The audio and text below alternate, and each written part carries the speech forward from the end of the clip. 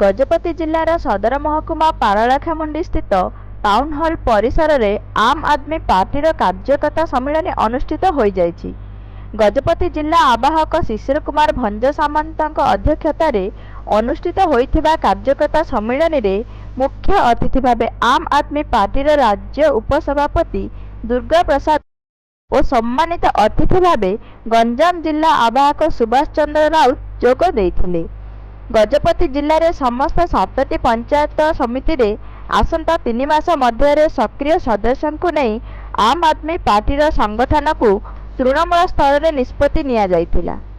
राज्य उपसभापति दुर्गा प्रसाद दास आम आदमी पार्टी ओडिशा रे खूब शीघ्र बीजेडी बीजेपी और कांग्रेस विकल्प हेबाकु जाउछि बोली कहिथिले।